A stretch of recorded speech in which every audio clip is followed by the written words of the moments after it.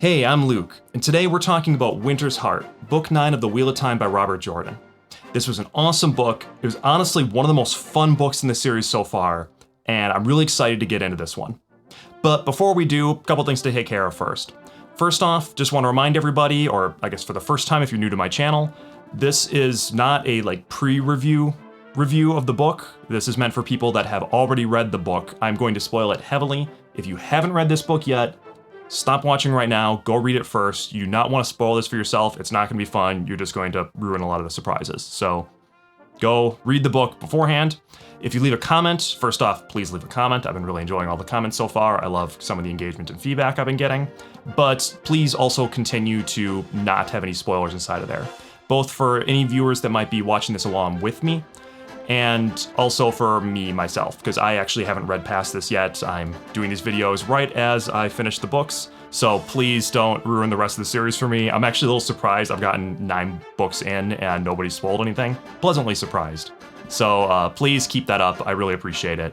It makes this a lot more fun for me and then for other people that might be watching these videos while they're reading through the series. Before we get into the meat of the discussion I have for today, I do want to have a summary because it's really hard to tell exactly what happened in this book versus some of the other books around it. Like even more difficult than most of the other books we've covered so far, just because so much happens in this book and so many of the plot lines started in the last book and some of them feel like they're going to finish maybe in the next book.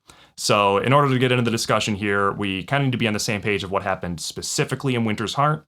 So I'm going to have a brief summary. I mean, brief, it's probably still going to be like 15 minutes long.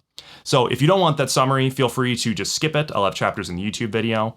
I'm not going to go through any other discussion within that portion of the video, so don't worry about missing any of the good stuff. It's just going to be a summary. But if you need the summary, here it is. Starting off with Tar Valon.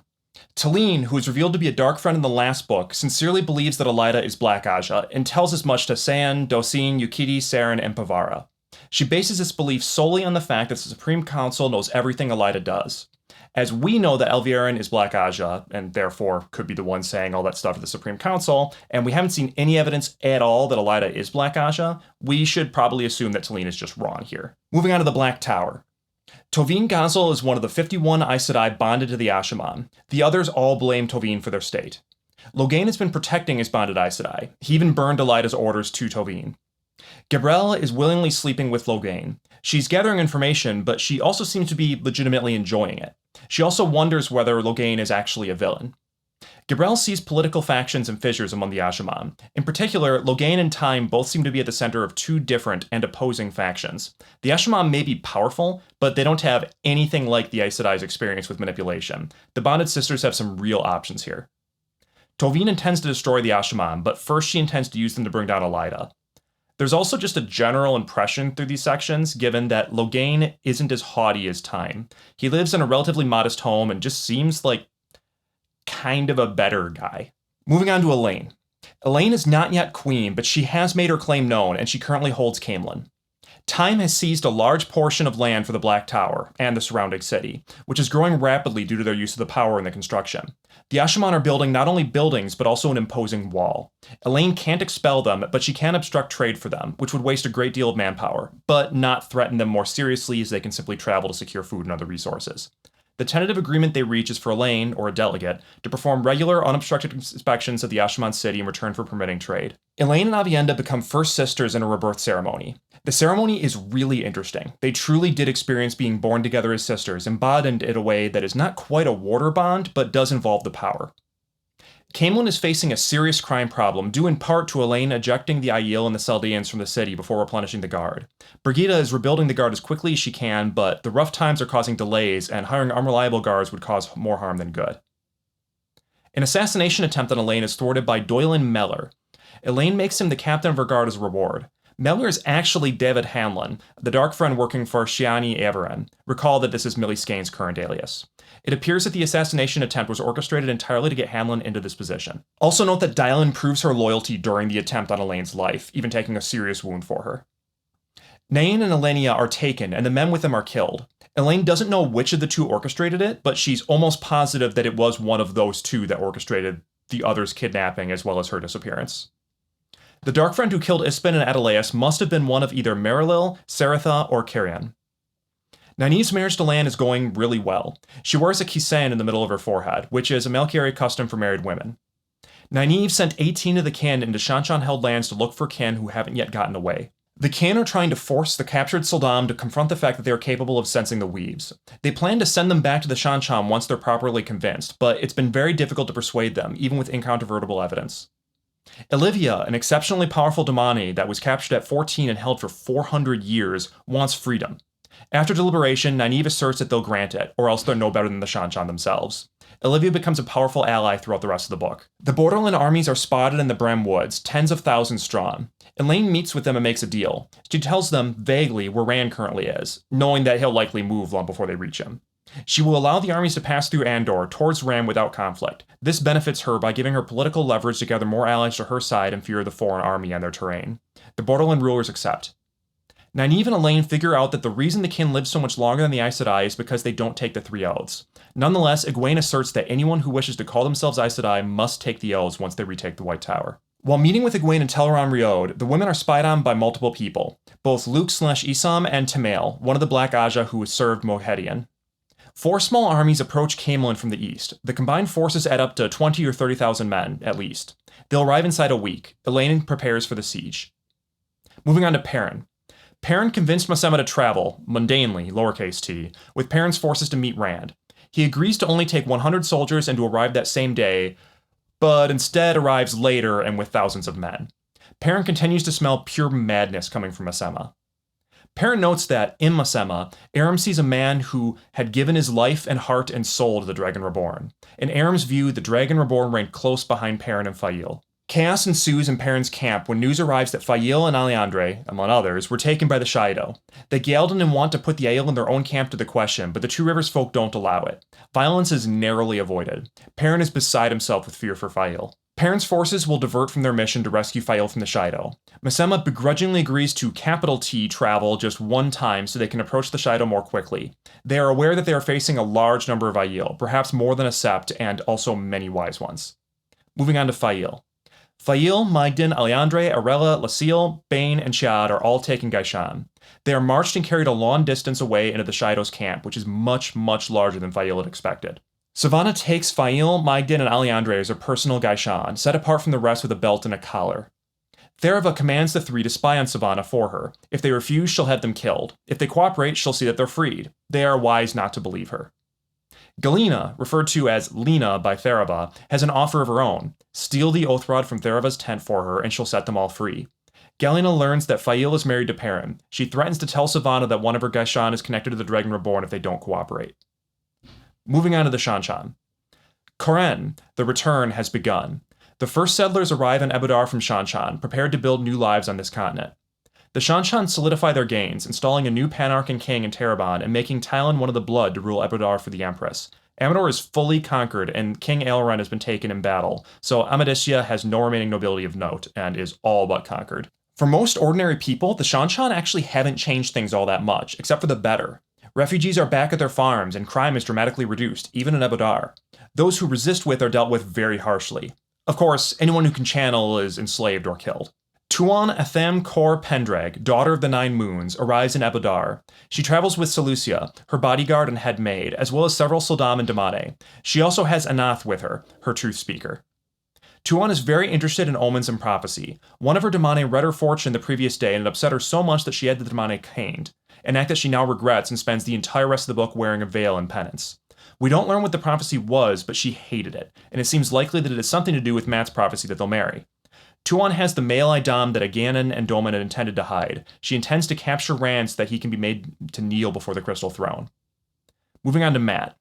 Mat was severely injured when the building fell on him 2 books ago, but he's mostly recovered now, though he still can't run or ride for very long. He's still Tylan's prisoner. Tom, Julian, and the surviving members of the band that accompany Mat to Ebudar are still free, living comfortably in the palace. Mat has been seeing Eludra, the Illuminator he met way back in the Dragon Reborn.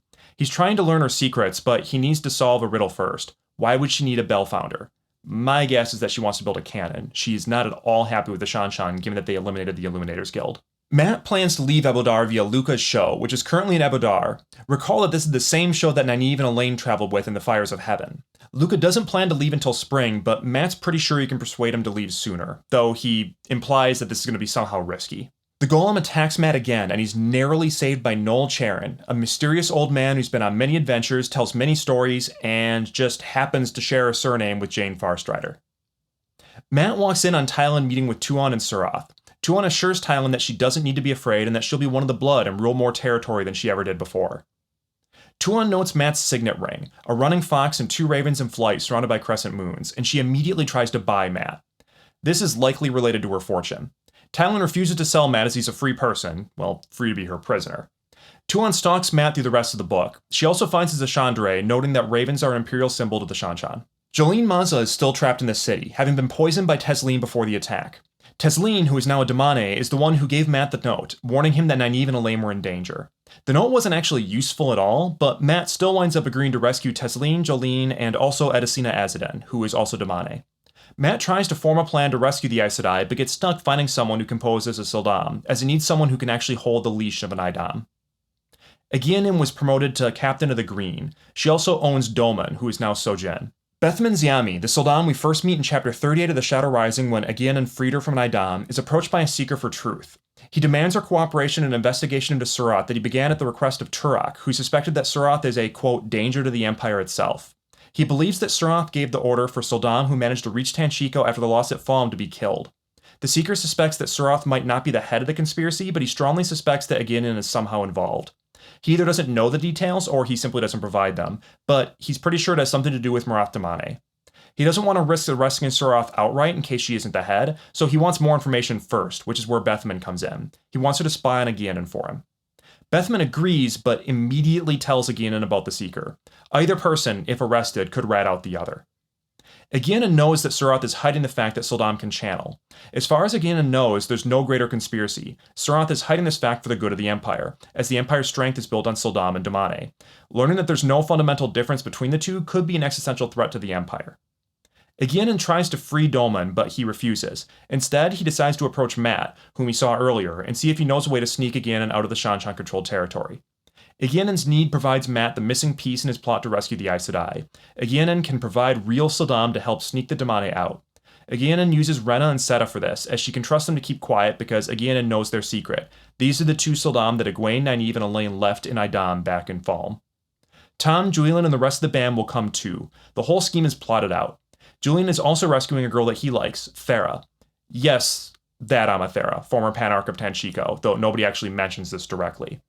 Beslan also plays a small role in getting some friends to start fires as a diversion.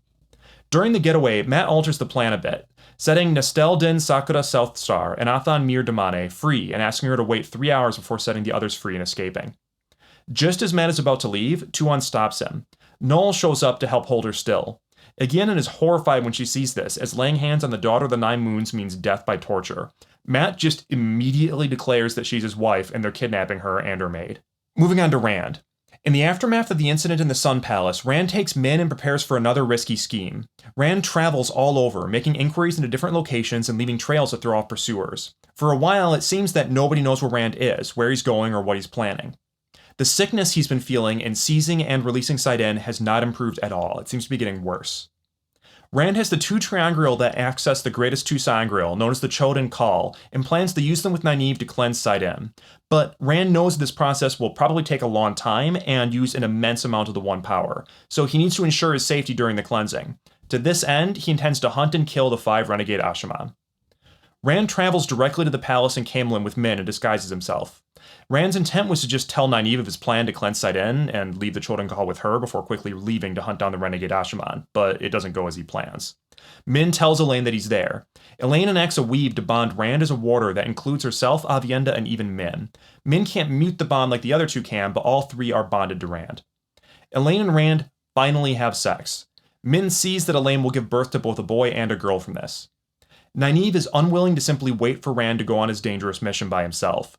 The morning after Elaine and Rand have sex, Nynaeve, Lan, and Olivia accompany Rand to Far Madding, where he hopes to catch the renegades. The Forsaken don't know where Rand is, but they know that he plans to use the Choedan Kal to cleanse Cyndane. They know this because Dashiva, who knows that Rand plans to cleanse Cyndane, is actually Osan'gar. Cyndane is also Lanfear, who gave Rand the idea to use the Choedan Kal for something like this in the first place. The Forsaken don't need to know where Rand is. When he uses the Choedan Kal, they'll be able to travel directly to him. Note that Demandred isn't really sure whether Cyndane is Lanfear, given that she's much weaker than Lanfear was, but she's definitely just a weakened Lanfear. We don't learn the specifics, but we do learn that she was somehow weakened by her time with the Aelfin and Eilfin. Rand lures all the renegades, except Dashiva, to Far Madding, which is under the protection of 3 ter'angreal that make it impossible to touch the source within the city and point in the direction of anyone who tries to channel. This gives Rand an advantage, as he and Lan are much more skilled with swords than the Ashaman are. However, this also means that Rand needs to be wary of the guard, as Far Madding would send him to Elaida if they caught him. Kedsuan and her allies, including 3 Ashaman who willingly became warders, also go to Far Madding, as Alana knew that Rand was there. Kedsuan needs to direct Rand, but believes, correctly it would seem, that she needs Rand to approach her or else he isn't going to actually listen to her. Rand manages to kill Roshad, but Kisman gets away, or so Rand believes. In truth, Fain is also in Far Madding, and he kills Kisman. At around this time, we learn that Isam and Luke are sort of combined, serve Shaitan, and are also hunting Rand, Luke's nephew. Fain sets a trap for Rand, luring him to where the other Ashaman are staying. Nynaeve uses a well ter'angreal to channel enough to lift Rand and Lan up to the room. Inside, they find that the Ashaman are already dead, and Fain is waiting, along with Torval. Fain escapes while Rand and Lan are caught by the guard, brought to the building by Nynaeve's channeling. The prison cells are dark and small. Rand suffers from the trauma of being locked in a box, and Min feels him changing, becomes even more hardened. Kedsuan uses another well ter'angreal to intimidate the council into releasing Rand and Lan into her custody, and they all leave. Working together, Rand and Kedsuan's groups prepare to cleanse Cyndane. Rand and Nynaeve will use the Choedan Kal to channel a great tube of sorts of Saidar and then force Cyndane through it. As Cyndane and Saidar cannot mix, he's able to force pure Cyndane plus the taint where he wants it. Just as the wounds on his side, one of Shaitan's evil and the other of Shadar Logoth's evil, oppose one another, Rand hopes that forcing the taint into Shadar Logoth will skim it from Cyndane. However, the process will take a very long time, and the channeling will be a beacon to the world, so everyone else separates into small circles, except for Olivia, who takes most of the Angreal and ter'angreal to go alone, to defend Rand and Nynaeve. The cleansing works as expected, slowly forming a great dome of darkness that absorbs light over Shadar Logoth. Over several hours, the dome grows to 2 miles in height, but also as expected, the Forsaken try to interfere. In the fighting, Osan'gar, Kumita, and Eben are all killed. We also learn that Elsa is a dark friend, though she does sincerely seem to believe that Rand must live until Tarmangaiden, and she does help defend him here. Rand and Nynaeve are both unconscious when we last see them, but the cleansing worked, and the surviving Ashaman comment that Cyndane is clean. The female Choedan Kal is destroyed in the process. The Mayar, followers of the Waterway living in Tremalking, where the female Choedan Kal lied, begin spreading word that the time of illusions is at an end. More than any other book in the series thus far, Winter's Heart kept me glued to the page and left me hungry for the next book. The amount of realized foreshadowing in this book is just crazy, and it was incredibly just fun to read. The last chapter of Winter's Heart might be the most thrilling chapter we've seen thus far. For today's analysis, I'm mostly going to focus on these awesome reveals and on speculation as to what we'll see next. But before we get to that, I do want to spend just a few minutes considering how Winter's Heart fits into the series as a whole and what this book accomplishes, like as a novel.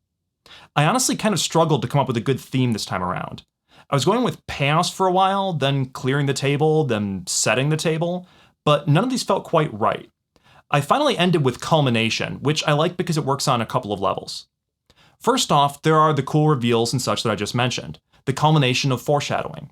I could imagine giving this analysis a title like Lore Reveal, What You Missed About Noal Charin, or Fading Words, What Moiraine's Letter Didn't Say, or Aran'gar and Osan'gar, Does Anyone Actually Care Who They Were? But this is an epic fantasy series, not a light novel or a video game, and we can dig a lot deeper. I probably won't ever make a video version of my review of Elden Ring, but if you want the TLDR, the fact that Winter's Heart is more than just a simple collection of isolated lore dumps reveals why I love these books so much. Now, don't get me wrong, I love just lore entries. I have physical copies of all the Destiny grimoires on my bookshelf. I'm currently working on a series of posts covering Dragalia Lost before the game hits end of service in a couple of months. I basically learned Japanese just so I could read light novels. Though, if I had known that by the 2020s, basically every light novel would be both turned into an anime and translated, I probably would have saved the time. Good world building and clever references to mythology are kind of my jam, but if you want to truly impress me, you need to give me something with deeper, synchronic meaning. In military usage, culmination refers to the point at which the attacker no longer has sufficient advantage to continue pushing forward. Now, our heroes have been finding some little victories since the very beginning, when Moiraine first found Rand before Baalzamon in the Eye of the World. But until the Path of Daggers, it really didn't seem like Choedan had suffered any real defeat. It's always been really hard to tell whether it was all actually going according to its grand plan. With the return of natural weather and now the cleansing of Cyndane, we're finally seeing what at least appears to be a real turning point in the war between light and dark. To be perfectly honest, I had no idea that Cyndane was going to be cleaned this early. I mean, I've noted that Nynaeve would probably take a crack at it since she first sealed Severing, but I could have seen this happening much, much later in the series, and I couldn't have said whether it would actually work. It's almost hard to grasp that the Wheel of Time is no longer a story about a world where men who can channel eventually go mad. Of course, it's not as though the characters in-universe are going to accept this easily, so we still have a long way to go, but this is a huge blow against Choedan. And it's not just about the epic magical war either. Our characters aren't all where they need to be yet, but they're coming pretty close to being who they need to be. Remember when I couldn't go 10 minutes without talking about how stupid Egwene was, or how immature Elaine was? This used to be a story about a bunch of kids. Egwene might not sit in the White Tower yet, but she's the Amyrlin seat now, Aes Sedai to her toenails. Note the sharp change in how she views the Three Oaths. I've specifically criticized her in previous books for wanting all the power of the Aes Sedai without any of the restrictions, and now she's come to see the two as inseparable. Far from trying to dodge the oaths, she's now the one that's going to enforce them. Similarly, Elaine isn't the Queen of Andor yet, but she holds Caemlyn, and when we last see her in Winter's Heart, she's prepared to command Caemlyn through a siege. So far, she seems to be doing a really good job of it. I'll honestly be kind of surprised if she isn't officially queen by the end of the next book. We're not completely there yet, though. Rand may have cleansed Cyndane, but he's at a real low point. I really want to wrap up this review just so I can crack open the next book and see what sort of shape he's in when he wakes up. There would be a great irony in Rand going mad cleansing Cyndane, but that's still very much on the table. You know, it's really interesting how the boys surged past the girls in terms of character growth for several books, but now it seems like the girls have actually mostly become the women they need to be while the boys aren't quite there yet. Rand still needs to relearn laughter and tears. Perrin still needs to decide whether to put down his axe. Matt actually made some real progress in this book. Simply accepting that Tuon will be his wife was actually a huge step for him in kind of accepting the role he's going to play. Still, he hasn't fully accepted that he has it in him to be a great general, and perhaps the most important general of Tarmangaiden. Note, by the way, that I don't think there's any intentional comment about maturity and gender in any of this. I think the girls' arcs were simply shorter, so it makes sense that they were able to start later and yet still end sooner. Of course, there are still several books yet, and it'd be pretty silly to think that Shaitan's forces have truly reached the point of culmination. For all we know, maybe the cleansing of Cyndane was also part of Shaitan's master plan. Or maybe Moridin's. Or maybe it doesn't matter nearly as much as we think. Thinking that we can count on the Asha'man now that they won't go mad from the taint would be ridiculously naive. We still need Logain to find that glory that Min saw for him after all. So long as time is Mihail, the Asha'man are an enormous ticking bomb, regardless of the taint. And that's not even taking the issue of getting the world to accept that the taint on Cyndane is gone into account. I'm not even talking about just Elida here. I'm not even sure if Egwene is going to be able to treat the Asha'man the same as women who can channel. Bear in mind that people only tolerate the Aes Sedai when they're somehow shackled, either via Idam or the Three Oaths. Even without the taint, I don't expect society to trust the Asha'man at all. If we ever want the Asha'man to be treated the same as Aes Sedai, we'll probably need to have them take the oaths or something similar, right? It'd be kind of weird if women who can channel take the oaths and men who can channel have no restrictions at all whatsoever. But our heroes don't know how many books are left in the series. From their perspective, the next one could be the last one. And fixing the weather and climates in Cyndane must feel like a real chance of victory. Tarmangaiden still needs to be won, but it's starting to truly look like everyone will be who and where they need to be when the battle starts. Alright, so let's now get into some of the juicier stuff. Which theories were confirmed or denied in this book, and what new theories can we start to spin? And let's start off by talking about polygamy. Min's been talking about Rand's love life since they first met, and Elaine expressed her intention to bond him quite a long time ago now. I don't remember how early that was, but it was several books ago. Well, now Rand is bonded to Elaine, Aviendha, and Min, and he's had sex with all three of them. For the most part, this felt like just some light rom-com fluff, particularly the kind of risque shenanigans with Elaine and Rand finally having sex, which is also how we learn that people who can't channel can't block the bond from their end. So Min and Brigitte just kind of need to live with it. Again, this was kind of a fun scene. It felt really silly, but it was also just kind of nice to get a little break, given how dark and serious the rest of the book was. I mean, frankly, I was still kind of reeling from Fedwin, so a little levity was nice. But the way the bomb was done was also really, really interesting. Elaine got the idea from the first sister bond that she had with Aviendha, which was in itself just an incredible scene. I honestly don't really have a whole lot of analysis for that scene. It was really just fantastic writing. I think what I liked most about it is that since we saw it from Elaine's perspective, we don't actually know like what literally happened. Was the whole experience mental, or were they literally physically born again? I mean, they literally had a surrogate mother there, so I'm actually not sure. And I love that ambiguity.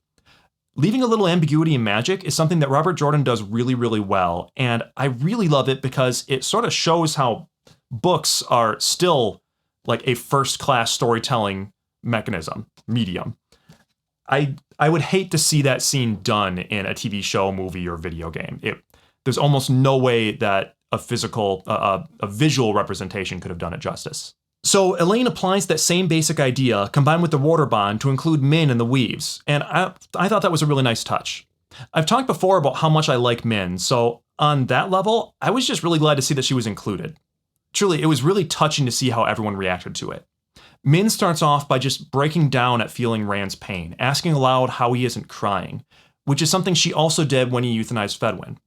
Aviendha's response to this one is one of my favorite lines from her ever. He is the Karakarn, Aviendha said, laughing, as strong as the threefold land itself. Her face was proud. Aviendha is also touched and relieved at seeing the veins of gold, indicating that Rand does indeed love her. It wasn't just sex, it wasn't just they were forced together, he truly does love her, and it was really nice to see her see that. And then there's Elaine, who just kind of sits back, staring at him, and just loving the love they're all sharing together. That's really the emphasis for Elaine, is it's not just her and Rand, it's her and Rand and Aviendha and Min. She is just happy to have all of them bound together like this. It was a really powerful moment. Within the context of the series, I expect that his bomb will play a larger role than simply a conclusion to our love quadrilateral. I'm guessing that we'll see this bond used as a lifeline to pull Rand back from the brink at some point, but that is just a guess. So moving on from polygamy, we finally get to meet the daughter of the Nine Moons. How long at this point has Matt been just wandering around asking random women whether the daughter of the Nine Moons? Well, he can finally stop asking. So Matt's reaction to learning that Tuon is the daughter of the Nine Moons was just absolutely hilarious. It was pure Matt, and I loved it. He just straight up says, "She is my wife," and then digs in when everyone else reacts predictably as though it's completely insane. It's really what does it. Like, when he first says it, I think he says it softly. He sort of murmurs, like, "She is my wife." And it'd be very normal to, he says that and then somebody else is like, "That's crazy." And then he just like shakes his head and it's like, "Oh, well, let's just take her with us." Not Matt. Matt's just, "No, she's my wife. This is my wife. We're taking her." And everybody else just has to sit there like, "What does that even mean, Matt? What do you mean she's your wife?" She's like, "She's my wife." And then, of course, then Tuon just smiles like she knows something he doesn't, which was just fantastic. So note that Tuon's interest in Matt starts right after she sees his signet ring, and it deepens after she sees his Asandre as well. Matt's ring, which he picked up purely by chance, of course, is a fox running with ravens in the air surrounded by crescent moons. Well, ravens are a symbol of the Shan-Shan imperial family, and Tuon herself is the daughter of the Nine Moons. Even without his fox head medallion, it's not hard to guess who the fox is. I'm not sure whether the ring was mentioned in the fortune or if it was just an omen, but Tuon takes her omens very seriously. And actually, I want to call out that little detail too. Tuon takes omens very, very seriously, and this is not really treated like a weird quirk of hers. Very serious and successful societies throughout history have treated omens as a rational and legitimate source of information. They've fallen out of style recently, and it's kind of hard to imagine why we'd ever go back to relying on omens now that we kind of learned that the scientific method is a better way to deal with getting information and processing it. But I really like seeing something written in a fantasy or historical context where omens are treated as a real, rational, legitimate, intelligent way of getting information. It's just, it's a nice touch, and I hope that kind of keeps going. I really hope we don't get a scene where somebody like makes fun of her for relying on omens because that's childish or superstitious or something like that. I kind of like having the Shan-Shan Empire have some of the highest up people in it relying on omens, because that's absolutely what's been done in societies throughout history very regularly. If anything, I think we're actually kind of the odd one out now that we, at least officially, don't rely on omens. And then, honestly, whether we actually do rely on omens or not is is still, I think, very much up for debate. So that's a longer discussion I want to get into. But in any case, I really liked it. So moving on. Did anyone else get chills when Perrin said, "This blacksmith has picked up a spear"? I don't have a lot to say about Perrin today, really, as his plot was cut very short. It seems pretty clear that it's going to be picked up in the next book, where it'll probably take up the bulk of the book. But I think we can make a couple of predictions. Elias showing up seems meaningful, not just because Elias is an interesting character, has wolf powers, and is a convenient excuse to mention that water bonds can be muted, but also because he's the person who told Perrin, way back in chapter 30 of The Eye of the World, quote, "You'll use that axe as long as you hate using it, and you will use it more wisely than most men would. Wait. If ever you don't hate it any longer, then will be the time to throw it as far as you can and run the other way." Perrin's response at the time felt a little bit overcautious, but it feels very relevant now. What if I wait and then can't throw it away? So far, Perrin still hates that axe. He hated using it to avenge Hopper, he hated using it at Dumai's Wells, and he hates that he still is wearing it at his side today. How is he going to feel about using it on the Shido? He better not even think that they've raped or murdered Fail when he catches them, or we might come to see him enjoy that axe a little bit too much. There's been a lot of foreshadowing that Aram is going too far, but I have a suspicion that even Aram might be horrified at what Perrin's capable of if he's pushed too far. Moving on to Aran'gar and Osan'gar. Quote, "I was too close to this world in my captivity. I am Balthamel, too close to the grinding of the wheel. But soon the great Lord of the Dark will be free and give us new flesh, and the world will be ours once more." That's from Aganor in The Eye of the World, chapter 50. So we found out way back in The Eye of the World, long before Aran'gar and Osan'gar became characters, that Aganor and Balthamel expected to be given new bodies. At the time, we didn't really know what this meant, but we later met Aran'gar and Osan'gar, who were both Forsaken, given new bodies. Well, new to them. We technically didn't know that Aran'gar and Osan'gar were Balthamel and Aganor, but the list really wasn't very long, as some of the Forsaken were killed by balefire, and we knew that both Aran'gar and Osan'gar were men before they were given new bodies. And it would have been pretty weird if, as Moridin had been given a new body before Aganor and Balthamel. Granted, Aganor and Balthamel weren't particularly effective either, but they were working with freezer-burnt bodies, and, neither were taken prisoner and then actively helped Rand, so yeah. So we learned that Aran'gar was Halima a while back, but we didn't hear anything all about Osan'gar after his appearance in The Lord of Chaos. I did speculate in my last video, in the analysis of Path of Daggers, that it would make some sense for Dashiva to be Osan'gar, but I'll admit this was really just a complete shot in the dark, based purely on the idea that since Aran'gar was hiding out amongst the Aes Sedai, Osan'gar was probably hiding out amongst the Ashaman, and Dashiva seemed to know just a little too much about the One Power, and Taim seemed just like a little too surprised that Dashiva of all people was one of the renegades. But it was really, that's why I included it just like at the very end of the video, because I didn't want to make a big deal about it and be totally wrong. I kind of just threw it out there just in case, so it's really more luck than anything else. Well, now we can conclusively say that Dashiva was always an alias of Osan'gar. Further, we know that Osan'gar is Aganor, as we learn in chapter 35 that, quote, "the Trollocs were his making, and thus the Murdral that had sprung from them, and many other creatures that had rocked the world and made his name famous." Aganor was credited with creating most of the Shadowspawn a long while back, at least as early as the Lord of Chaos, if not earlier. So Aganor became Osan'gar, who pretended to be Dashiva. Osan'gar was killed during the fighting in chapter 35 with the Choedan Kal, so we'll just have to wait to see whether Shaitan wants to give him another chance. Given that his only real talent seems to be in making monsters, it's actually kind of hard to say whether he'll be back. I'll be kind of surprised if we see Aganor sent on any more spy missions, because that didn't go great, but I could see him playing a significant role in preparing Shaitan's armies for Tarmangaiden. The only Forsaken that I'm pretty sure won't get another chance is Lanfear. So this leaves Aran'gar / Halima / Balthamel. All we really know about Balthamel is that they, quote, "remember much of the pleasures of the flesh," which seems about right given that the main thing we know about Halima is that they're promiscuous. I really hope this character gets fleshed out a little bit more. There's some really good potential here, especially given that Egwene really likes Halima personally. So now let's talk about Cyndane and Moiraine. "Daughter of the night, she walks again." That line from A Prophecy of Shadow, written in blood on a wall in Fal Dara back in the Great Hunt, is how we first learned that Lanfear had broken free. At that point, only one thing for certain was known of Lanfear beside the name. Before she went over to the Shadow, before Lews Therin and Telema met Elenia, Lanfear had been his lover. Our first confirmation that we had met Lanfear in person was when she spoke to Min while Rand lied unconscious after battling Baalzamon. She's described as, quote, the most beautiful woman men had ever seen, with pale, smooth skin and long black hair and eyes as dark as night. Of course, we get a similar description when Rand first meets her as Selene, tall, only a hand shorter than Rand himself, with ivory pale skin and long, night dark hair and black eyes. The Forsaken sure do seem to love having multiple names. Moiraine, Lanfear, Selene.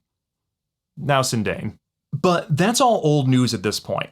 Last time we saw Lanfear, Moiraine threw them both into the weird door to Aran'gar when Rand hesitated to strike her because she's a woman. Quote, suppressing a small bubble of hope, she could not allow herself that luxury. Moiraine balanced upright a moment on the wagon tail, then embraced the true Sorth and leapt at Lanfear. The Forsaken had an instant's warning, enough to turn before Moiraine struck her, clawing the bracelet away. Face to face, they toppled through the doorframe triangle. White light swallowed everything. Then she and Moiraine were gone, and we were all supposed to assume that they died when the triangle burned. That assumption never really sat right with me. I've noted in multiple places that characters seem to die without a definite confirmation of the Wheel of Time. Popular media has trained me to look for a body or else expect a return. But Robert Jordan isn't quite that predictable. Sure, Tom came back, but it sure seems like Samael is actually dead. Still though, this isn't just a case of not seeing the body. We really only saw Lanfear and Moiraine fall into the triangle, and we know that this is not a death sentence. Though dealing with the Aelfinn and Ylfinn is very dangerous.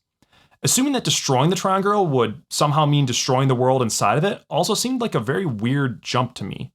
That Lan couldn't feel his bond to Moiraine might just mean that she's cut off in another world. We know that water bonds weaken over distance, perhaps they snap when stretched across worlds without any open portal to maintain the connection. Or maybe she just cut the bond, knowing that she couldn't return and wanting to spare Lan the impossible task of finding her. Reading Moiraine's letter to Rand carefully, note that she never uses the word die or death or anything like that. She says that she and Lanfear will be gone. Moiraine, of all Aes Sedai, can get some real leverage out of even the most common euphemisms. But I'm getting ahead of myself here. Why all this talk of Lanfear and Moiraine? Well, when we first met Cyndane in the Path of Daggers, she was described as a, quote, short young woman with long silver hair and vivid blue eyes. Pretty, with an impressive bosom. So she's hot, and Lanfear was hot. But Lanfear was also tall, with black hair and black eyes. Still, the line, a beautiful doll carved from ice with hidden fires, immediately made me think of Lanfear, or Liandrin, but Lanfear in this context. She's also very strong in the One Power, stronger than Grendel at least. In Winter's Heart, Cyndane is the Forsaken specialist in the Choedan Kal. She also refers to Rand as Luz Therin, which is kind of a dead giveaway. But then we see Demandred's thoughts on her. At first he thought she was Lanfear reincarnated, until Missana told him the girl was weaker than Lanfear. Then, in chapter 35, we get the last piece. Quote, Olivia was stronger than Cyndane had been before the Aelfinn and Ylfinn held her. That was impossible. No woman could be stronger. She must have an Angreal true. Frankly, it seemed kind of stupid for Demandred to just assume that Cyndane couldn't possibly be Lanfear because she wasn't as powerful, given that we know there are ways for people to become less powerful, such as being severed and then healed by someone of the same gender. Though the Forsaken don't really understand healing severing, so maybe this oversight is forgivable in Demandred. In any case, it was the Aelfinn and Ylfinn that did it. So why does Cyndane look different? We know that she was held by the Aelfinn and Ylfinn. Did they change her appearance? Did she actually die and then Choedan found a new body for her, but still found one that's shockingly pretty, just without her specific features? Is it just an illusion? More importantly, what does this mean for Moiraine? It's entirely possible for Lanfear to be alive and for Moiraine to be dead, after all. Even without the Aelfinn and Ylfinn, Lanfear could have just killed Moiraine after falling through the doorway. We'll probably learn more about this soon. I mean, between Matt, Noal, Luke/Isam, and Moridin, we're definitely going to talk about the Tower of Genji and the Aelfinn and Ylfinn and what happened in the Borderlands a couple decades ago. We'll just have to wait and see whether Moiraine makes another appearance, but that'd be pretty cool. I'd love to see your thoughts on the adults our characters have grown into. Alright, so I'm just going to come right out and say this. I'm pretty sure that we simply can't know exactly what's going on with Taim yet. It sure seems like he's either just Demandred or working for Demandred. But I don't think we have enough information to say for sure if it's one of those two or even something else. So, as a quick refresher, Demandred started becoming active in the narrative in The Lord of Chaos, but we didn't actually see him do anything. We just saw him talking to Choedan about letting the Lord of Chaos rule. At around the same time, Taim showed up and started playing a major role for Rand. We saw that Bashir didn't recognize Taim at first, but upon looking closer, accepted that he is the same man. We also know that Taim has been doing stuff for far longer than the Forsaken have been free in the world, so it's not possible for Taim to simply be an alias of Demandred like Osan'gar and Dashiva. It's entirely possible for Taim's body to have been given to Demandred, or for Demandred to be in disguise as Taim. It's also possible that Taim is simply a dark friend, though that doesn't really seem likely to me. Taim is extremely arrogant. Can you really see him willingly reporting to one of the Chosen? Maybe Demandred has his Corsilvra. What we do know now, via Osan'gar, is that Taim ordered Rand's death. Quote, "Kill him," the Mahale ordered before sending them to Cairhien. He had been as displeased that they were found out as that they had failed. Formatting was to be their last chance. He made that as plain as polished brass. Dashiva had simply vanished. Kismet did not know whether he had run or the Mahale had killed him, and he did not care. "Kill him," Demandred had commanded later, but he added that it would be better they died than let themselves be discovered again. By anyone, even the Mahale, as though he did not know of Taim's order. That's from chapter 22 out of Thin Air. So, from the wording here, again, I don't think we can say anything for certain, other than that Taim ordered Rand's death, and Demandred knew that Taim ordered Rand's death. This doesn't even necessarily mean that Taim is a dark friend. He might just want Rand out of his way so that he can rule the Ashaman and become the Dragon Reborn, essentially. Demandred knew Taim's order, but this could simply be because Osan'gar told him. Though the ambiguous wording here seemed to imply that Demandred knew Taim's order without Osan'gar, or else it wouldn't really make sense for the wording he had there. The one other bit of real info we get about Demandred and Winter's Heart is from his sections in chapter 35. We see here that Demandred is extremely arrogant, much like Taim himself. Quote, "Luce Theron had always been a brilliant planner, too, if not so brilliant as everyone made out, not nearly as brilliant as Demandred himself." We also hear him think, quote, "He was a general, a great general, but generals did not have to fight alongside the men they commanded." This really, really sounds similar to Taim. I could try to make a prediction here, but honestly, it would just be a guess. Unless I'm missing something, we just need to wait and see. So alright, that's enough about Lanfear and Demandred. Let's talk about Noal Charin for a minute. So we all recognize the surname Charin, right? No, not Karen, Charin, as in Jane Charin, later known as Jane Farstrider. We know that Jane Charin was young, but he was already known as Jane Farstrider when the catastrophe that ended Malkier occurred. Jane's the person who caught Cowan Fairhair. Jane's also a popular author and adventurer. Rand, in particular, loves Jane Farstrider stories. He even named one of his horses, Jed'in, True Finder, because that was Jane Farstrider's horse's name. We haven't actually seen Jed'in since Lord of Chaos, by the way. I think we can actually consider it a sign of Rand's declining mental health that he doesn't seem to care as much about his horses anymore, or just that he's too busy. He still gives them each a unique name, but he doesn't spend nearly as much time just kind of empathizing and interacting with his horse as he did in the earlier few books. Anyways, we learned something else about Jane Farstrider back in the Eye of the World. Remember when Rand got a little too arrogant with Ba'alzamon and Ba'alzamon had just a full-on villain moment? Quote, "You tracked me? You slug under a rock? Track me? I began the setting of your path the day you were born, a path to lead you to your grave or here. Aiel allowed to flee and one to live, to speak the words that would echo down the years. Jane Farstrider, a hero," he twisted the word to a sneer, "whom I painted like a fool and sent to the Ogier thinking he was free of me." That's from Against the Shadow, chapter 51 of the Eye of the World. Okay, so Jane Farstrider is a famous hero and author, loved by people including Rand, who caught Cowan Fairheart and became a, perhaps unwitting, pawn of Ba'alzamon. He disappeared shortly after the Aiel War and is generally believed to be dead, per the glossary of the Dragon Reborn. It really seems like Noal is just the name Jane is going by these days. The age more or less lines up. Jane was considered young, but already known as Jane Farstrider when Malkier fell. I guess this would make him roughly 20 years older than Lan, give or take. Matt sees Noal as old, but he's still very agile, and it would make sense for someone who constantly travels to look a little bit older than they actually are. Noal also just immediately knows that Matt is important and wants to travel with him. Maybe we can just credit this to an accomplished adventurer having an eye for adventure. Maybe Jane Farstrider can spot Ta'Veren. That's actually a real possibility. Or maybe Noal is either following orders or has been tricked into following orders. We know that Ba'alzamon believed that Jane wasn't free of him, and Moridin is definitely Ishamael, so maybe Noal is following orders to track down Matt. I don't think we have enough information to say right now for sure, but given that Matt's story ended on a cliffhanger this time around, I bet we're going to find out more in the next book. Oh yeah, so I just kind of snuck it in there for a second, but Moridin is definitely Ishamael. I mean, I had this point back in my analysis of A Crown of Swords, but at that point it was mostly just a theory. Now we have some better evidence.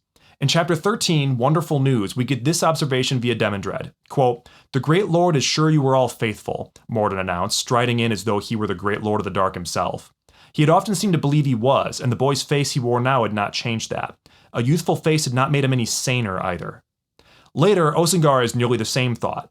Quote, "The fact remained that Moridin terrified him. The man had always terrified him, from the very beginning. He had been mad with power before they were sealed into the boar, and since they had been freed, he seemed to think he was the Great Lord."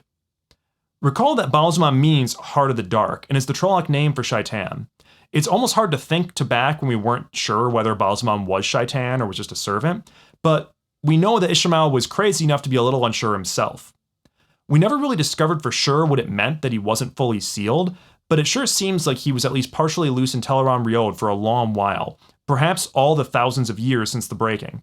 In any case, we technically haven't had anyone outright say that Moridin is Ishamael yet, but it seems all but confirmed. Side note, did anyone else notice that we actually saw the word Moridin way back in the Eye of the World?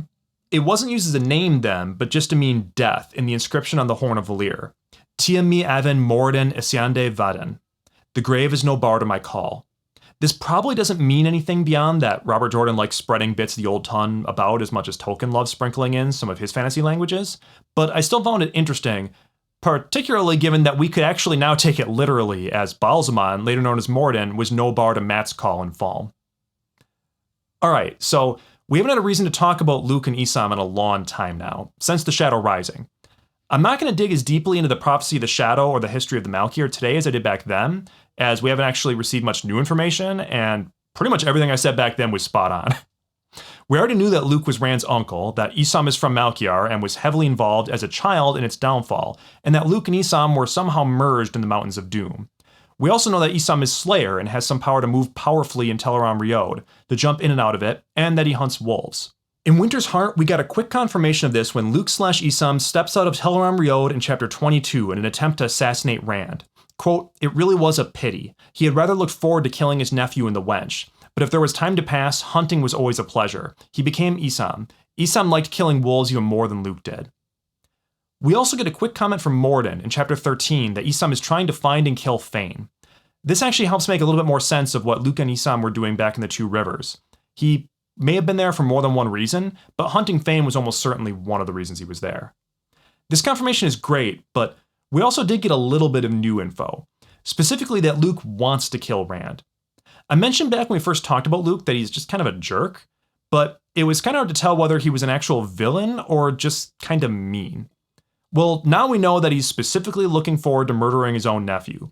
Luke and Isam also serve Cyndane, but it seems as though they're perfectly willing servants. We'll probably learn more about them soon. We learned that Slayer has some connection to the Tower of Genji back when Perrin saw him enter the tower in the dream. My guess is that the Elfin and Eilfin, Noal, Luke/Isam, Mat, Fain, and Moridin are all going to have some deeper connection with each other and with the Tower of Genji. Alright, so I don't have a ton to say about Fain, but I do want to talk about him for just a minute here because his scene was just so damn cool. In terms of revelations, we really didn't get much new info for Fain. He's still crazy, he still hates Rand, and he was still hanging out with Torim, who Lan may or may not have killed. I actually am not sure how that went down. But the one new bit we do get is pretty wild. As far as I can tell, Fain can summon forth illusions of people he's killed. It's either that or Ram was hallucinating because he was panicking being inside a dark, enclosed space, which is possible, but it really seemed like Fain specifically summoned those illusions. Note that the illusion of Gemwin says, quote, "I say we aren't going near him until I know where the others are. The Mahale will kill us if..." and then he's cut off. That really sounds like what Gemwin was probably saying right when Fain killed him. So, again, I really think this is like a shadow or an echo of people that Fain has killed. So, is this just like a spell or an echo of the person? We know it wasn't channeling because it was in far matting. Is Fain consuming the souls of people and then he can bring them forth again? I'm once again, like just every time his dagger comes up, I'm reminding of Artemis Entreri's jeweled dagger from the Drizzt books, which has shockingly similar properties. They probably have nothing to do with each other. It's probably just jeweled daggers that are vampiric in some way. It's kind of a common trope, but they are very similar daggers described in very similar ways in book series that started at very similar times. So, revelations aside, this scene was just so damn good. Fain's mad ramblings are truly terrifying. I think what sticks out to me the most is just how desperate and out of control Fain is. Quote, "I want him to know who's killing him," Fain whined petulantly. He was glaring straight at Rand, but he seemed to be talking to himself. "I want him to know. But if he's dead, then he will stop haunting my dreams. Yes, he will stop then." With a smile, he raised his free hand. Note the similarity, by the way, in Fain talking to himself and like kind of getting a voice in response, and Rand talking to Lews Therin. They're clearly kind of being set up a little bit as foils here. I'm curious if that goes any deeper than just Fain is crazy and talking to himself, or if he actually does have a voice, maybe even similar to how Lews Therin is inside Rand's head. We still don't know why that's happening exactly. I'm not sure if we're ever going to find out. So I'm trying to put my finger on exactly what I like the most about Fain's scene here. And it's not just that he's crazy or that he's just evil. He's not the cool, in control, powerful villain. He's not the cackling, mad with power villain. He just sounds sick. He's addicted to hating Rand. I don't even think he's capable of considering what he'd do if he actually killed Rand. Would he finally be able to rest, or would he just be trapped in a world that lacks the sole focus of his addiction? For his own sake, I hope he never has to find out. I hope somebody puts him out of his misery or else finds a way to heal him. But that's enough of dealing with the sort of lesser mysteries. Let's talk about the big one. Let's talk about cleansing Cyndane. And first off, of course it had to be Nynaeve. Rand is bonded to multiple women who can channel, but Nynaeve's the one who healed Severing. She's the one that believes that anything can be healed. And she's the one that Rand has on multiple occasions mentioned that he trusts her. He remembers her as wisdom. He remembers her as a motherly figure. He really does trust her when everything's down. He might love, Elaine and Avienda, but when he needs one person who's reliable, who will get the job done, who doesn't care if it's impossible, of course he went to Nynaeve. By the way, and this is a nitpicky side note, but is it really obvious to everyone else that Robert Jordan thought up the name Choedan Kal just before writing this book, wrote it in everywhere where the statues were mentioned, then realized in editing that Rand needed to have a quick line about remembering it from Lews Therin for it to make any sense, that literally everyone starts calling it the Choedan Kal at exactly the same time? Again, this isn't a big deal, but it actually did pull me out of the book a little bit. We see the Forsaken calling it the Choedan Kal, and that makes sense. They haven't really talked to each other about it much at all before, so it's not weird that they weren't using the phrase Choedan Kal before now. Even when Lanfear is talking about it with Rand, why would she mention it as the Choedan Kal? It made sense that we didn't hear them use Choedan Kal until this book, and then now that they're talking about it more, now they're referring to it by name. That makes sense to me. But despite just thinking of them as the two statue triangle for several books now, suddenly Rand and friends are calling them the Choedan Kal too at exactly the same time that the Forsaken are. Again, this is really nitpicky, but why would Rand remember that from Lews Therin just coincidentally right at the same time that the Forsaken start calling it that? It's not really a plot hole or anything, it's just a weird coincidence, but it also doesn't really matter what they call them, so I don't think we can ham-wave this coincidence by saying it's part of the pattern, because why would the pattern care what separate groups of people who aren't communicating with each other call the Choedan Kal? I think he came up with it, used it everywhere, and then at the last minute was like, oh, that's right, I need to have Rand remember it from Lews Therin, or else it doesn't make any sense that they're calling it the same thing, when it really would make more sense if Rand and Friend were still calling them the statues, or they came up with a new term for it, and then the Forsaken were calling it the Choedan Kal, and why would that matter? They're not talking to each other about it. But again, that's such a minor nitpick, it did bug me. That aside, I do want to admit that I actually really thought that Rand and Nynaeve were going to use Callandor and one other person to cleanse Cyndane. I thought that they need to specifically make use of Callandor's flaws, that it lacks a safety throttle and that the taint flows more strongly through it, as part of the process of cleansing Cyndane. But I suppose there's still plenty of time for Callandor to come in later in the books. I really liked the actual process Rand used. I also absolutely loved how Chapter 35 managed to be frenetic and fantastic without becoming too abstract to understand. That was kind of my criticism of the end of Eye of the World, is it got so abstract I didn't really know what was happening for part of it, and then it just kind of was all over. I liked this better. It still hit that sort of abstract magic, things are all happening, it's hard to tell what's happening, at any given point, but it felt more real and stable and believable to me.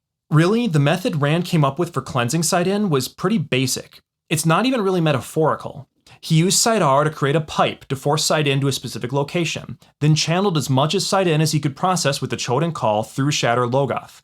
He knew from the wounds on his side that the extra-dimensional evil of Shaitan, that exists in all worlds and for all time, is opposed and attracted towards the man-made evil of Shadar Logoth, which is bound to the physical presence of that specific place. It's like using a magnet to capture bits of iron in water, or using lithium hydroxide to capture carbon dioxide. Using Shadar Logoth in this way has been foreshadowed for quite a while now. The wound from Fain was the most obvious foreshadowing, but it's been hinted at since the Eye of the World that the evil of Shadar Logoth is both like and unlike that of Shaitan. We know that it's evil, but we also know that Trollocs and Myrddraal don't want to go there.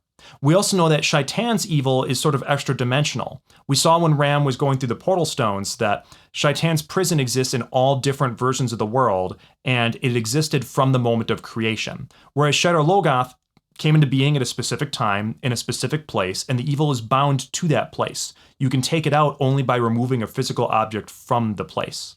With the wound from Fain, we saw that the two evils also directly oppose one another. Flynn's solution to healing Rand was almost the exact same thing that Rand does later on. Put a boundary around the two evils and force them to attack one another, rather than separating and attacking anything else. Rand's contribution to this idea was basically just that of scale. Rather than a surgical shield and just one man's side, force all of Cyndane into the entire city of Shadar Logoth and hope that the evil sticks. Just in case we didn't put the two concepts together, Robert Jordan also gives us a little hint by having the two wounds in Rand's side pulse alternatively in his side during the channeling. The other thing I absolutely loved about this process is what the taint looked like. This chapter is just filled with fantastic descriptive language. It was like oil floating on water in a coating so thin you would not notice till you touched the surface, yet covering the vastness of the male half, it was an ocean in itself. An immense flattened dome of black in the forest, as though night had turned to stone, Moghedien flinched as a ripple passed across the dark surface and the dome heaved perceptibly higher. Even at a distance, the black dome looked immense, rearing 1,000 feet at its height, and it was swelling. The surface looked like black steel, though it did not sparkle in the afternoon sun. If anything, the light seemed to dim around it. We see the end of this process from Moghedien. Don't worry, I'm only quoting 2 paragraphs here. I got the feedback last time that the longer quotes aren't popular. So, quote, "Black no longer seemed to describe it. There was no term for it now, but black was a pale color by comparison. It was half a ball now, rearing like a mountain 2 miles or more into the sky. A thick layer of shadow lay around it, as though it were sucking the last light out of the air. She could not understand why she was not afraid. That thing might grow until it enveloped the entire world, or perhaps shatter the world, as Aran'gar said it might. But if that happened, there was no safe place, no shadows for the spider to hide in. Suddenly, something writhed up that dark, smooth surface, like a flame if flames were blacker than black. Then another, until the dome boiled with Stygian fire. The roar of 10,000 thunders made her clap her hands over her ears and shriek, soundlessly in that crash, and the dome collapsed in on itself in the space of a heartbeat, to a pinpoint, to nothing. It was wind that howled then, rushing toward the vanished dome, dragging her along the stony ground no matter how desperately she clawed for purchase, tumbling her against trees, lifting her into the air. So I'm actually not sure whether the disappearance of the evil, which seems to create a vacuum in its absence, is something that Rand did, or the result of the two evils warring with one another and just sort of imploding. The scene of a great ball bursting into flame like this reminds me of Rand's vision of the Sharam when it, quote, broke apart like an egg and began to dive down, falling, an obsidian inferno. Darkness spread across the sky, swallowing the sun in unnatural light, as if the light of those flames was blackness. Blackness without reflection, as though it's made of a pure darkness hungrily absorbing light, is something that comes up often for Shaitan. This is also how the Myrddraal swords are described. Shadar Haran also summons a ball like this when confronting Grendel in the Path of Daggers. In the end, all that's left behind is a gaping crater where Shadar Logoth once stood. I also really like this idea that Shadar Logoth played an important role despite being a place of pure evil. Once again, this reminds me of Gollum's role in The Lord of the Rings, and of Moraine's lecture to Perrin that the pattern isn't good or evil, but weaves both in the service of a larger pattern. Shadar Logoth was undeniably a tragedy, but perhaps a necessary one. Now all that remains of its evil is Fain. With the taint on Cyndane cleansed, we no longer need to worry about men going mad from channeling. But that doesn't mean that Rand is in the clear. First off, it's still entirely possible that Rand is mad from the taint itself. He removed the taint from the source, but that doesn't necessarily mean that it's been removed from the world entirely. Swapping out your lead pipes is good, but it won't pull the metal out of your body. Rand was already suffering a sickness whenever he seized or released Cyndane, and now he's channeled the entirety of the taint through himself. Quote, "The foul ocean of the taint was flooding through him, howling with its speed. Tidal waves of vileness crashed over him. Raging gales of filth ripped at him. The only reason he knew he still held the power was the taint." Rand hasn't woken up yet, but there's a real chance that we'll find him in a much worse state than he was before cleaning Cyndane. I honestly don't know what's going to happen here at all. I'm just excited to pick up the next book and find out. Which, as I say that, I mean, as I wrote it in the script, but as I wrote that, Robert Jordan isn't going to do that thing where we don't see Rand for a whole book again so we can focus on Mat and Perrin. Is he? Like, is Rand going to sleep through the next book? Like, nobody tell me, but I have a bad feeling that Rand's going to sleep through the next book, and then the book after that will be something about, you know, his three, like, wives using the bond to pull him back from the brink. It's called Knife of Dreams. I have a bad feeling that that's what's going to happen here. I really hope it doesn't, because I want to know what the hell happens with Rand when he wakes up. But even without the taint, Rand's still in a pretty bad place, just emotionally. Cadsuane has really latched onto that phrase, laughter and tears. A phrase, by the way, that appears exactly like that, verbatim, at the end of the first sister ritual. Quote, "Elaine did not care at that moment if she did freeze to death. She clung to Aviendha in laughter and tears. She had found her sister. Light, she had found her sister." This might just be a coincidence, but again, I think this might be foreshadowing that Rand is going to be stuck and need to be brought back from the brink by the bond he shares with Elaine, Aviendha, and Min, which is, you know, again, similar to the first sister ritual. But we also know that it's Cadsuane who needs to teach Rand and the Asha'man what they need to know, even if they won't like it. I'm not really sure what this means yet, but we do know, again, that Rand ends this book in a real bad place. Of course, he's been ending pretty much every book in a bad place, but I really want to emphasize it here.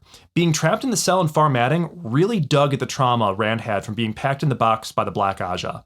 Quote, "He had to fight this, or he would be as mad as Lews Therin by the time anyone came to let him out. 'I will not surrender,' he shouted. 'I will be as hard as I need to be.' In that confined space, his voice boomed like thunder. One by one, he summed up the names on that long list, patiently forging his soul in the fires of pain." Those are all snippets from Chapter 34, The Hummingbird's Secret. It's really telling that Rand thinks he's being sane here. Like, this is the sane option, so he's not crazy like Lews Therin. In an attempt to not be crazy, he sits in the dark and, quote, "forges his soul in the fires of pain," listing off the names of every woman that's ever died because of him. I love how this is written. This is some real cringy teenage edgelord shit. I hope I'm speaking for all of us here when I admit that I definitely wrote things about that edgy and fits of poetic angst in my own youth. I can completely empathize with what Rand's trying to do here. The problem is just that it's really immature and stupid, which, I mean, Rand's at about the right age for it, and he's having a hard time. Like, normally, having an outburst like that is fine. The problem is that he's taking this a little bit further than just like some bad poetry or a couple of like bad fashion trends. Through the bond, Min notes, quote, "I can feel him changing. If he was a stone before, he's iron now." We really don't get to see any resolution to this by the end of the book. Rand moves directly from that cell to the cleansing of Cyndane without any break in between. Even without the taint, there's a real chance that Rand is hardened to the point that Cadsuane fears, where even his victory will be as horrible as his defeat. All right, so I think that covers it. Again, I really just enjoyed this book, but I also need to start on the next one. This is, the cliffhangers at the end of this one, I think, hurt more than any of the other books so far. I mean, Mat left off halfway through bride napping. Perrin is like right at the edge of going full wolf on the Shido. And again, we just talked about Rand. Is Rand going to wake up? Is he going to wake up a sane man? I really don't know, but I need to find out soon. Oh, and also Elaine's about to be attacked in Caemlyn. Like, let's not forget about that Caemlyn is about to be besieged. And Elaine is going to have to hold the city together through crime problems, a lack of supplies, with an unrelated army on the other side. I mean, it's holding that together. Again, I think she's going to be queen at the end of the next book, but she's going to have to really earn it. I just, again, have to be very grateful reading through. Again, I covered this last time talking about the idea of the slog and how, like, these don't feel like a slog, but only because I can jump to the next one. I am so glad I don't have to wait a year or two to pick up the next book. That would have been terrible. I really feel for anyone that read these when they came out, even if I fortunately have to dodge that experience, because I can just pick up the next one tonight. Oh, also, I didn't get a good place to really fit this into the framing I had above, but I also wanted to mention that I really liked the little bit of genre twisting we got with Matt's Damane heist and Rand's murder plot. I don't think there's any grand significance to the different tone of these sections, but I just thought it was very fun. Robert Jordan often tries to mix things up a little bit so we get a sampler of different styles to keep us interested. I mean, I think most good authors try to do this. And we've definitely had some other scenes like this, usually with Matt, and then earlier in the series, there were a bunch of scenes with Nynaeve and Elaine where they were kind of sneaking around, sort of this sort of dodgy, like heists sort of stuff. But it was very fun to have the very methodical plot of exactly what they were going to do, and then having Matt sitting in that room waiting and just kind of watching the time go by until it starts. That was very cool, very fun. And then, Rand running around the streets, it all really reminded me a lot of films that have sort of like a heist feel to them, or, certain levels in video games. I really liked it a lot. That was very cool, and I just enjoyed it. It was fun. I don't think there's any deeper significance to it than that. It was just super fun. So, all right, enough rambling. Let's wrap this one up. I'm going to start on the next book shortly. I should have the video for that one out, same thing, probably around 2 to 4 weeks after this video goes up online. I might take a short break because I want to finish writing some posts on my website. Again, that's cout.ninja, where I'm kind of I'm doing sort of a light novelization to capture the story of Dragalia Lost, which is a gacha game that I loved, and it's actually hitting out of service in like a month and a half. I am not going to make a video version of this. I don't think enough people care about that. I'm really just doing it for myself. If you're interested, check it out. It's on my site, cout.ninja, but I might take a couple days to kind of wrap that up. So maybe more like a full 3 weeks, slightly longer than average for the next one, but it won't be too long. I'm not taking a long break. I also want to really thank everyone that's left a comment or subscribed or put a like on any of the videos so far. I really appreciate that engagement. I really appreciate the feedback that I've got, especially the feedback. I really liked a couple of people. Sometimes I ask if people like certain things in videos, and I don't often get a response. I'm actually really grateful that last time I asked about the quotes, and I had a couple of people say like, okay, hey, yes, since you asked, maybe shorter quotes. Please continue to do that. If there's anything I don't like, or anything you don't like in some of my videos, let me know. I'm trying to make these videos, for myself, but, the time I'm putting into actually putting them online and to editing them and to recording them. I don't know if you heard any of the lawn stuff going on today, but today has been just a nightmare of trying to record around really poorly scheduled lawn work. It's been real frustrating. I've been in this room recording for like 5 hours now. It's terrible. But I'm trying to make these good videos that people would actually like to watch. So if there's anything else I could change, let me know. I really appreciate the couple of people that mentioned that the longer quotes wasn't something they like. And I hope that I fixed that this time. I still had some quotes, but they were small. Let me know if that was, even still too many quotes, or if, I should go a little bit longer again. Again, let me know what you want to change. Let me know what you liked. I like all of it. So thanks. Keep doing it. And I'll talk to everybody in about, 2 to 4 weeks. Till then.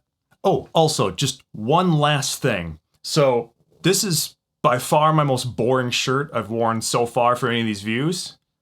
But if you turn it around, it's actually the coolest Metal Gear shirt you've ever seen in your life. So I just had to show that off. This is not a boring shirt. It is very cool. That's all I had. So, all right, until next time. I will be as hard as I need to be.